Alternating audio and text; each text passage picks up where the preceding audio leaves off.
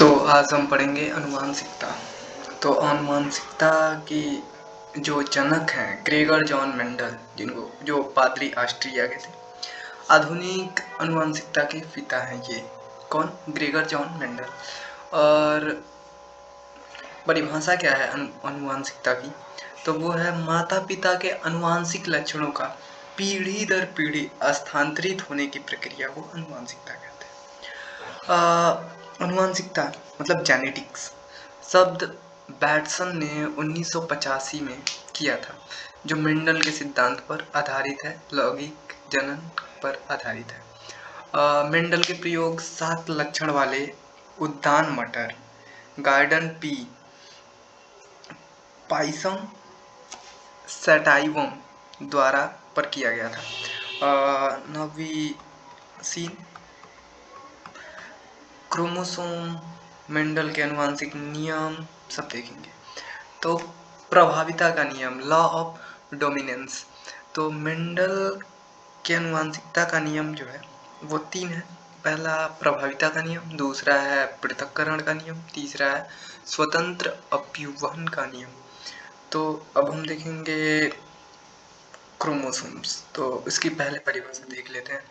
तो कोशिका के केंद्रक में उपस्थित धागों के समान संरचना जो होती है उसको क्रोमोसोम या गुणसूत्र बोलते हैं। इसके खोजकर्ता कौन है? तो कार्ल विलियम वॉन नंगेली, जो 1842 ईस्वी में इसके किए थे। ये इसका और फंक्शन क्या है? वंशगति का वाहक, न्यूक्लियोप्रोटीन, जीन धारक, उसके बाद अनुवांशिक लक्षणों को प्रसारित करने का माध्यम। प्रजातियों में क्रोमोसोम की संख्या निश्चित व स्थिर होती है। इसका नामकरण कौन किया था? तो डब्ल्यू वाल्डेयर ने 1888 ईस्वी में किया था। अब देखेंगे गुणसूत्र के प्रकार, अनुवांशिकता की मूलभूत इकाई सब देखेंगे। तो पहले देखते हैं अनुवांशिकता की मूलभूत इकाई। अनुवांशिक लक्षण धारण करने वाले क्रोमोसोम पर स्थिर डीएनए से बनी अत्यंत सूक्ष्म संरचना है। डीएनए की क्रियात्मक इकाई जीन देखते हैं। तो जीन का नामकरण कौन किया था? विलेम जॉनसन ने 1909 ईस्वी में किया था। जीनों के सभी गुणसूत्रों का संरचनात्मक एवं प्रकार्यात्मक संगठन जीनोम चित्रण कहलाता है, या जीनोम चित्रण जो कि दिया है। अब देखते हैं उत्परिवर्तन यानी कि म्यूटेशन किसको बोलते हैं? अनुक्रम आधार में परिवर्तन यानी कि जीनोम मीन्स जीनों का अनुक्रम। डीएनए की क्रियात्मक इकाई जो कि दिखाया गया है। गुणसूत्र के प्रकार, तो गुणसूत्र 2 प्रकार के होते हैं, ऑटोसोम्स एंड सेक्स क्रोमोसोम। तो ऑटोसोम देखते हैं। तो परिभाषा, स्त्री और पुरुष के समान गुण रूप मतलब मूल रूप से पाए जाने वाले गुणसूत्र, इनकी संख्या 22 जोड़ी, या ऐसे कहें तो कुल तो 44 होते हैं। सेक्स क्रोमोसोम, तो इसकी परिभाषा क्या है? स्त्री और पुरुष के भिन्न रूप से पाए जाने वाले गुणसूत्र जो इसकी परिभाषा है, जैसे स्त्री में XX और पुरुष में XY पाया जाता है। ये नॉर्मल सी बात है, सबको ही देखा है, सबको मजा भी आता है। संख्या इनकी 1 जोड़ी या फिर कुल मिला के 2 हो सकते हैं ऐसे। अब आते हैं ट्रांसपोजन कोशिकाओं में डीएनए के खंड होते हैं। सर्वप्रथम मक्का पे प्रयोग किया गया था। और जॉपिंग जीन, तो इसके खोजकर्ता हैं वर्बरा मैकिलॉन्ट, जो कि यूएसए के नोबेल पुरस्कार मिला था इनको 1983 ईस्वी में इसी पे। ऐसे अनुवांशिक तत्व जो एक गुणसूत्र में एक स्थान से दूसरे स्थान पर जाने में समर्थ हैं, उनको जंपिंग मतलब कूदना वाला, या प्लववान जीन बोलते हैं, या फिर जंपिंग जीन बोल सकते हैं, दोनों बोल सकते हैं। ठीक, अब आगे देखेंगे जीन। तो जीन का नामकरण कौन किया था? तो विलियम जॉनसन। इसकी परिभाषा क्या है? अनुवांशिकता की इकाई है ये, जिसके द्वारा पैतृक लक्षणों का निर्धारण होता है। और उपमा इसके डीएनए के कार्यात्मक इकाई, और दूसरा अनुवांशिकता की इकाई। अब देखेंगे आगे न्यूक्लिक अम्ल। तो न्यूक्लिक अम्ल डीएनए में भी होता है, आरएनए में भी होता है। न्यूक्लिक अम्ल जो है ये न्यूक्लियोटाइड के बहुलक होते हैं और प्रत्येक न्यूक्लियोटाइड 3 अणुओं से बना होता है। पहला नाइट्रोजन बेस, दूसरा पेट्रोज शुगर और तीसरा फास्फेज। और इसमें अंतर क्या है तो ये दोनों पिक्चर्स में आप देख ही सकते हैं। तो जो डीएनए है उसका पहले देखेंगे, उसके बाद आरएनए का देखेंगे। तो डीएनए का देखते हैं। इसका पूरा नाम है डीएनए मतलब डाई ऑक्सी राइबो शर्करा। ठीक, इसको इसके खोजकर्ता कौन है? स्वीडन रसायन शास्त्री थे और फेडरिक मीशर जो कि 1869 ईस्वी में किए थे। फॉस्फेट ये जो दिखाया जा रहा है इसके 3 पार्ट्स हैं। तो वो नीचे वाले को बोलते हैं नाइट्रोजनी बेस, बीच वाले को बोलते हैं फास्फेज, उसके बाद ऊपरे वाले को डाइऑक्सी राइबोस शर्करा। कुंडलीकार डबल हेक्सल बीडीएनए ये है जो फिगर्स में दिखाया गया। विन्यास का खोज कौन किया था? तो doctor James Watson, doctor Francis Crick और प्रस्तावक कौन थे? तो MHA विल्किंस तथा फ्रैंकलिन्स 1953 ईस्वी में। ये नीचे जो दिखाया गया है न्यूक्लिक अम्ल और उसके बाद प्रयोगशाला में सर्वप्रथम संश्लेषण हर गोविंद खुराना द्वारा किया गया था। ये कहाँ के थे हर गोविंद खुराना? तो इंडिया के थे। ठीक, नाइट्रोजनी बेस के कई पार्ट्स होते हैं जैसे एडिनिन, गुवानिन, थाइमिन, साइटोसिन और अवस्थिति इनकी कहाँ होते हैं? मुख्य केंद्र। तो कार्य क्या होते हैं? अनुवांशिक गुणों के लिए उत्तरदायी होते हैं। अब आते हैं इधर इनका पूरा नाम। तो राइबोस शर्करा को देखते हैं, मतलब आरएनए। संश्लेषण डीएनए द्वारा होता है। कार्य प्रोटीन का संश्लेषण। कार्य तो देखिए बेस एडिनिन, गुवानिन, यूरेसिल, साइटोसिन। उसमें क्या था? थाइमिन था, इसमें यूरेसिल है। नोट में क्या है? आरएनए में नाइट्रोजनी बेस थाइमिन के स्थान पर यूरेसिल होता है। अब स्थिति इनकी कहाँ होती है? मुख्यतः कोशिका द्रव्य में। अब देखेंगे आरएनए के पूरा पार्ट्स। तो आरएनए के मुख्य प्रकार कौन है? तो ट्रांसफर आरएनए यानी कि टीआरएनए प्रोटीन संश्लेषण हेतु अमीनो अम्ल में को राइबोसोम्स में लाता है। अब देखते हैं टीएनए, आरएनए, टीआरएनए और एमआरएनए। तो पहले टीआरएनए देखते हैं। तो राइबोसोम्स लार्ज सब यूनिट होता है, राइबोसोम्स स्मॉल सब यूनिट एंड टीआरएनए एमआरएनए जो पिक्चर में दिखाया गया है। तो अब आरएनए को देखते हैं। प्रोटीन संश्लेषण में सहायक होता है राइबोसोमल, ये आरएनए होता है। एमआरएनए में मतलब राइबोसोमल उसका पूरा नाम है राइबोसोमल राइबोसोमल आर हो गया और आरएनए। ठीक, एमआरएनए का देखते हैं। तो मैनेजर आरएनए इसका पूरा फुल फॉर्म है। उसके बाद केंद्रक के बाहर प्रोटीन संश्लेषण हेतु उपयुक्त अमीनो अम्ल को चुनने के लिए एक संदेशवाहक का कार्य करता है। ठीक, अब आगे देखते हैं जैव उर्वरक। जैव उर्वरक सूक्ष्म जीवों और जीवाणुओं के युक्त खाद्य पदार्थ पर्यावरण हितैषी होते हैं, नाइट्रोजन तथा फास्फोरस की उपलब्धता में वृद्धि करते हैं, खेती में लाभकारी सूक्ष्म जीवों में वृद्धि होती है। जैव उर्वरकों के प्रकार कंपोजिटिंग एक्सीलेटर, नाइट्रोजन स्थिरीकरण, फास्फोरस घुलाने वाले, पौधों की वृद्धि को प्रोत्साहन देने वाले। तो कंपोजिटिंग वाले देखते हैं। तो सेलुलोलिटिक और लिंगोलिटिक तो होते हैं। नाइट्रोजन स्थिरीकरण वाले तो राइजोबियम, एजोटोबैक्टर, एजोस्पाइरलम,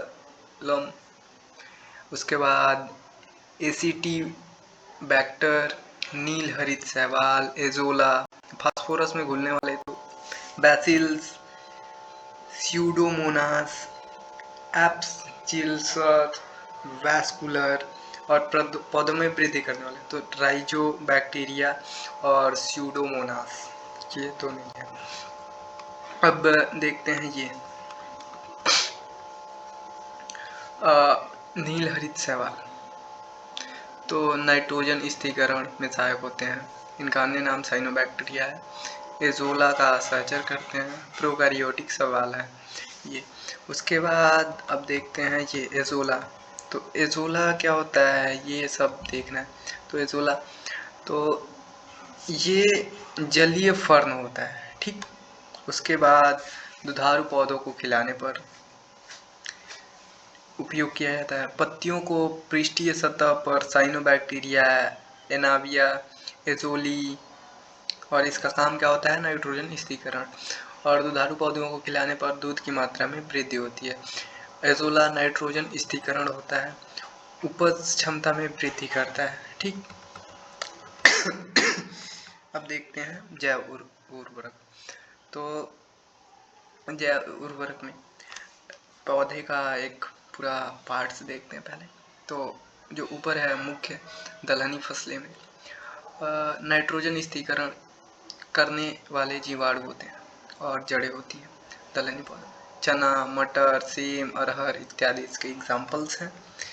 आगे देखेंगे नाइट्रोजन स्थिरीकरण में सहायक जीवाणु। फसल जैसे सोयाबीन के जीवाणु कौन से? Rhizobium japonicum. उसके बाद 3 पत्तियां घास, उसमें क्या होता है राइजोबियम ट्राइफोली। उसके बाद लहसुन की गांठ में राइजोबियम मेलिलोथी। फसल जलीय फर्न में क्या होता है, कौन से जीवाणु होते हैं? एनीवा एजोली। फसल मुन्नेरा माइक्रोफाइला में क्या होता है? नास्टोमोस्कोरम जीवाणु होते हैं, ठीक। आगे देखेंगे कंकाल व मांसपेशीय तंत्र। तो इसकी परिभाषा क्या है? किसी भी जीव की संरचना ढांचे का निर्धारण करने वाला ये तंत्र होता है। इसके अध्ययन को ऑस्टियोलॉजी बोलते हैं और इसका निर्माण संयोजी ऊतक से होता है। अब कंकाल तंत्र के प्रकार देखते हैं। तो कंकाल तंत्र के प्रकार 2 प्रकार के होते हैं। पहले तो ये ब्राहकंकाल, अंतःकंकाल। अब ब्राहकंकाल का परिभाषा, संरचना, विशेषता, उपस्थित प्रोटीन देखेंगे और अंतःकंकाल का सारा देखेंगे। तो बाह्यकंकाल का देखते हैं। तो इसकी परिभाषा क्या है?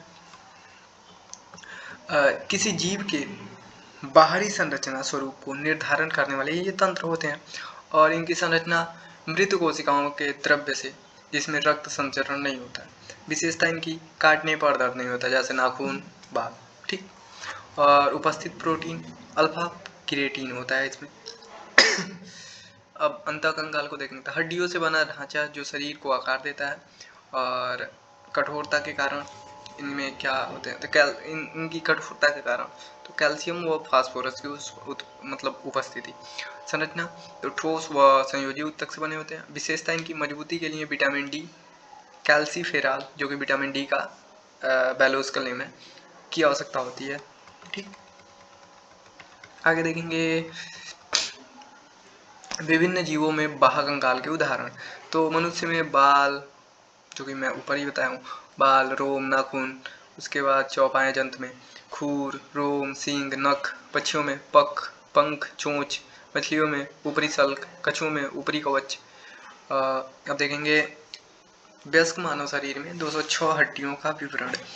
अंग और हड्डियों की संख्या तो हाथ में 60 हड्डी, हाथ में पूरे 60 हड्डी, पैर में 60, खोपड़ी में 29 होती हैं जो कि 28 प्लस 1, जिसको हाइऑडिक सहित, मतलब हाइऑडिक एक है तो उसको लेके।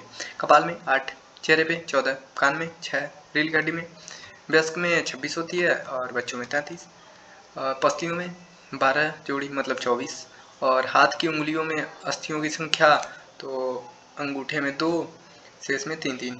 तो हम लोग देखे भी होंगे कि मतलब यही ऊपर बोला है पूरे हाथ में 60, तो एकदम अजीब लगा होगा लेकिन है, रियल में है, ठीक। दोनों हाथ को कंबाइन करेंगे तो 3 वैसे ही हो जा रहा है। 4 4 8, 8 6 14, हाँ पूरा मिला हो जाएगा।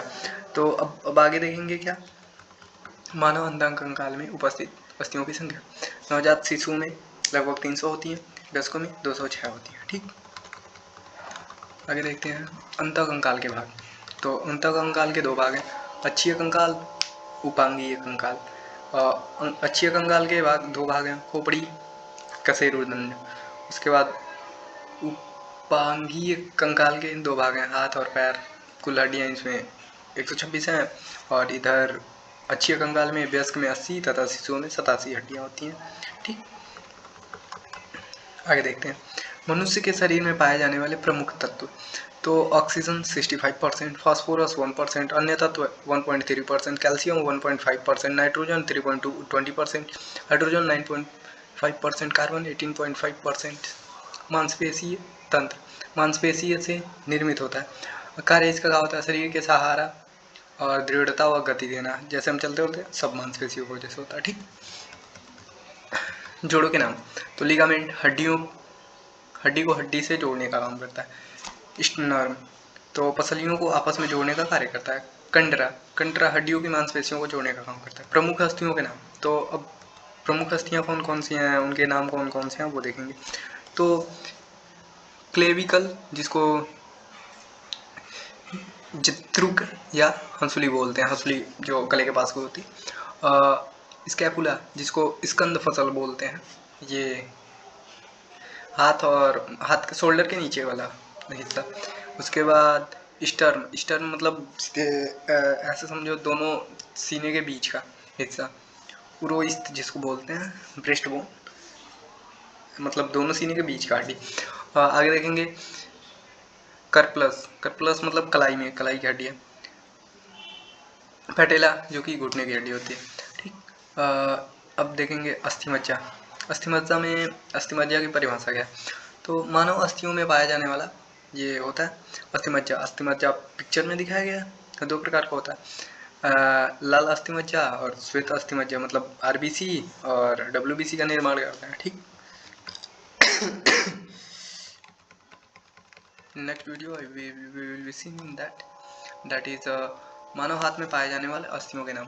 तो मानव हाथ में पाए जाने वाले और मनुष्य के पैर में पाए जाने वाले अस्थियों के नाम। तो हाथ का पहले देखते हैं। तो अंश मेखला कंद में पहला ह्यूमरस, जो कि हाथ की सबसे बड़ी हड्डी है। ठीक, कंधे की कोहनी तक होती है, जो कि शोल्डर से कोहनी तक। उसके बाद रेडियम अल्ना, उसके बाद होती है एक कोहनी से कलाई तक, जो कि होती है। उसके बाद करप्लस, कलाई में जो होती है। उसके बाद मेटाकार्पल, हथेली में। उंगली में फैलेंस, पैर का देखते हैं। श्रेणी में अंकला, जो कि पिक्चर्स में दिखा है। फीमर, जो कि शरीर की सबसे बड़ी हड्डी है। पेटेला, घुटने में। टोबियो फ्यूम्बोला, मतलब ये नीचे, घुटने के नीचे एड़ी तक होता है। और टर्प्लस एड़ी में होता है।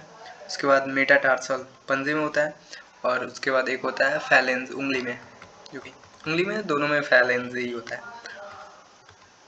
आर्थोप्लासी किसको बोलते हैं? तो शल्य की क्रिया द्वारा हड्डियों को जोड़ना। अब देखेंगे मानव दंत प्रणाली।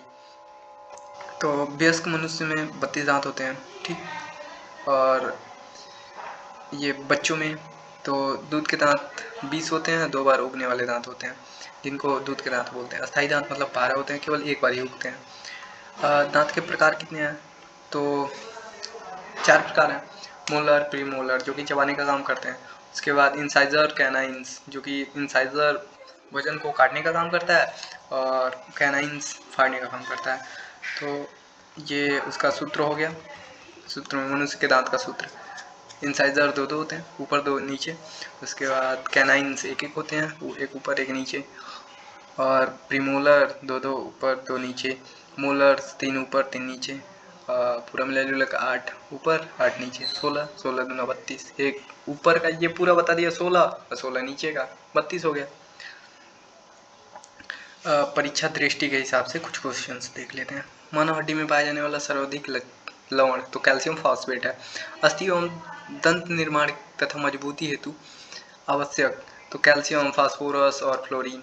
मानव होते हैं, क्या होते हैं? द्विदंती, अर्थात 2 बार काटने वाले, 2 बार निकलने वाले इनके दांत होते हैं। और क्या है? मानव शरीर का सबसे दृढ़ भाग दंत वल्क, जिसको इनेमोल बोलते हैं, तो कोई जानता है। मानव शरीर का सबसे अधिकतम भाग किससे बना होता है, तो जल से लगभग 55 से 70%। अस्थियों में पाया जाने वाला प्रोटीन ओसीन जिसको बोलते हैं। मानव शरीर का सबसे छोटी इकाई स्टेपीज जो कान की हड्डी में होती है, कान की हड्डी होती है। मानव शरीर का सबसे बड़ी हड्डी फीमर जो कि जांग की हड्डी होती है। मानव शरीर का सबसे लघुत्तम हड्डी कान की हड्डी, कान में 6 हड्डी होती है। मानव के शरीर में पैर की हड्डियाँ होती हैं तो खोखली होती हैं। ठीक। मानव शरीर में सबसे मजबूत मांसपेशी कहाँ होती है, जबड़े में, कुछ भी फाड़ देते हैं तो खतरनाक। ठीक।